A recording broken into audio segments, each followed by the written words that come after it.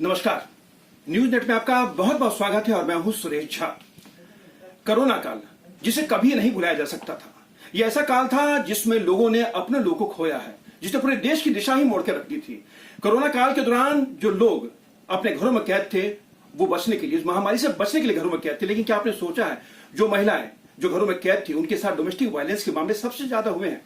ऐसे में वो शिकायत करने कहां जाती, बाहर निकल नहीं सकती थी, भयंकर महामारी थी, घर में पति झगड़ता था, उनके फैमिली के और मेंबर झगड़ते थे, तो महिलाओं के लिए बहुत बड़ी त्रासदी थी। लेकिन उन महिलाओं के लिए जो त्रासदी थी, उनके दुख को, उनके दर्द को जो कम किया, डालसा ने किया। यानी Delhi state legal service authority ने उनके दुख को, उनकी समस्या को कुछ हद तक हल किया। कैसे किया, इस विषय में हमारे साथ बातचीत करने के लिए मौजूद है डालसा की एडिशनल सेक्रेटरी है नम्रता अग्रवाल।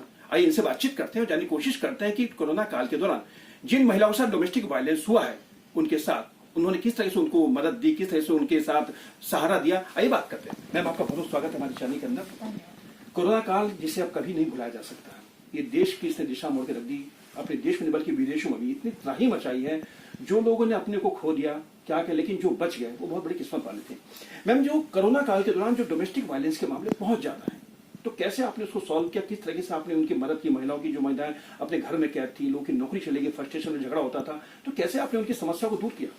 कोरोना काल के टाइम पे हमारे पास सबसे बड़ा चैलेंज यही था कि उन महिलाओं तक पहुंचा कैसे जाए जो डोमेस्टिक वायलेंस का शिकार हो रही हैं। औरतें घर से बाहर नहीं निकल पा रही थी और हमारे जो हेल्पलाइन नंबर थे उन पर रेगुलर कंप्लेंट्स आ रही थी कि डोमेस्टिक वायलेंस के काफी केसेस बढ़ गए हैं।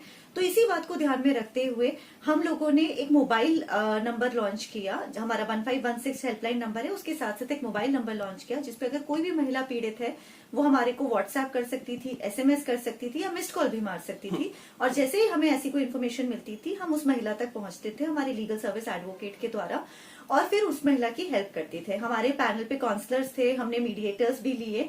तो अगर उन महिला की कोई भी उनके फैमिली मेंबर्स के साथ प्रॉब्लम थी तो हम उनको ऑनलाइन काउंसलिंग प्रोवाइड कराते थे, उनको और उनके फैमिली मेंबर्स को।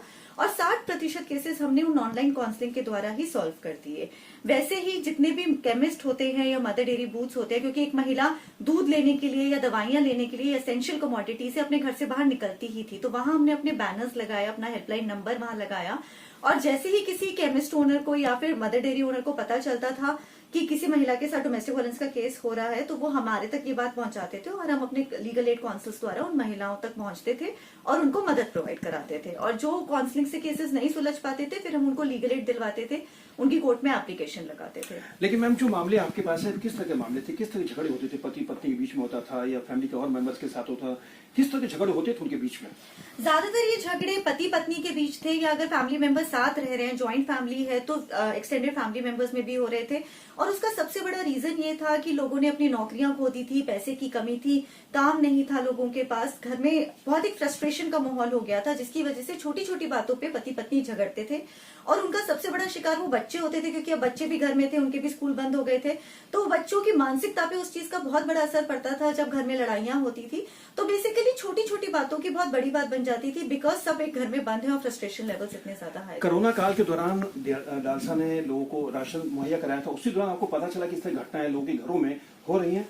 हाँ जी, डालसा एक भी दिन बंद नहीं हुआ था। जैसे ही लॉकडाउन हुआ हम लोग सोसाइटी में, कम्युनिटी में जाके उन लोगों तक पहुंचे जिनको राशन नहीं मिल पा रहा था। मेंबर सेक्रेटरी, स्पेशल सेक्रेटरी, मैं और हमारे जितने भी सेक्रेटरीज हैं, हम लोग खुद गलियों में जाके हम लोगों ने राशन बांटा है। और उस वक्त हमारे को काफी ऐसी महिलाएं मिली जिनके अगेंस्ट डोमेस्टिक वायलेंस हो रहा था। हमारे हेल्पलाइन नंबर पे भी बहुत ऐसी कंप्लेंट्स आने लगी। तो हमें लगा कि बहुत जरूरी है कि हम एक इमीडिएट स्टेप ले इन महिलाओं की मदद के लिए। मैम, देखा गया कि महिलाओं को अवेयरनेस करने के लिए तरह तरह के प्रोग्राम चलाए जाते हैं, लेकिन उसके बावजूद देखा गया कि महिलाओं में कहीं ना कहीं जागरूकता की बहुत ज्यादा कमी है। तो उनको पूरा करने के लिए आपकी तरफ से क्या योजना है नए साल के अंदर?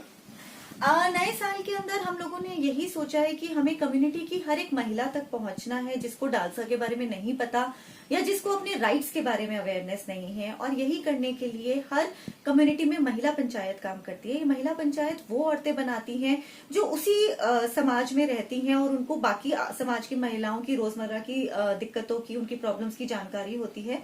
तो इन महिलाओं के साथ, महिला पंचायत के साथ जुड़ के हम अपने वकील भेजते हैं या हम खुद जाते हैं और कम्युनिटी में महिलाओं को उनके राइट्स के बारे में अवगत कराते हैं, और अगर उनको कोई प्रॉब्लम है तो उनको नेसेसरी कानूनी सहायता भी प्रोवाइड कराते तो हैं। ये आपने पहली शुरुआत की है महिला पंचायत की या पहले से चली आ रही है? ये महिला पंचायत के साथ एसोसिएट होके काम करना हमने अभी स्टार्ट किया है जनवरी से। और तो हम खुद कम्युनिटी में जाके हेल्प डेस्क लगाते थे, पहले से महिलाओं तक पहुंचते थे, हमारे पीएलवीज जाके डोर टू डोर कैंपेनिंग भी करते थे जहां महिलाओं को उनके राइट्स के बारे में बताते थे। पर महिला पंचायत के साथ मिलकर हमने पहली बार ये काम शुरू करा है, जहां हम हर महीने डिफरेंट टॉपिक्स पे इन अवेयरनेस प्रोग्राम्स कर रहे हैं महिला पंचायत के साथ मिलकर दिल्ली के हर एक कोने में। और जिन जिन महिलाओं को वकील की जरूरत है तो उनके डोर स्टेप तक पहुंच के, उनके घर तक पहुंच के उनको वो तो नेसेसरी। मैं उनका पूछा जाए तो अभी तक का जो रिजल्ट क्या है? अभी तक कुछ जो महिलाओं को आपने महिला पंचायत के साथ जोड़ा आपने, तो क्या उसका रिजल्ट कैसा लग रहा है आपको? बहुत पॉजिटिव रिजल्ट आ रहा है हमारे पास। काफी महिलाएं सामने आई जिनको ये भी नहीं पता था कि जो आज तक उनके साथ हो रहा है वो सही है या गलत है। तो ऐसी काफी महिलाएं सामने आई, उन्होंने हिम्मत करी आवाज उठाने की, और काफी ऐसे केसेस आए जहां पे हम लोगों ने उन महिलाओं को नेसेसरी लीगल एड भी प्रोवाइड करा था। चलिए मैम, आपका बहुत बहुत धन्यवाद। ये थी Delhi state legal service authority की एडिशनल सेक्रेटरी नम्रता अग्रवाल जो हमारे साथ बातचीत कर रही थी। कोरोना काल के दौरान जो कुछ हुआ है उसे तो भुलाया नहीं जा सकता, लेकिन डालसा ने जो एक अभियान चलाया था, जो एक कदम उठाया था, उसकी सराहना जरूर की जा सकती है। कैमरा पर्सन प्रदीप मावर के साथ सुरेश झा, न्यूज़ नेट, दिल्ली।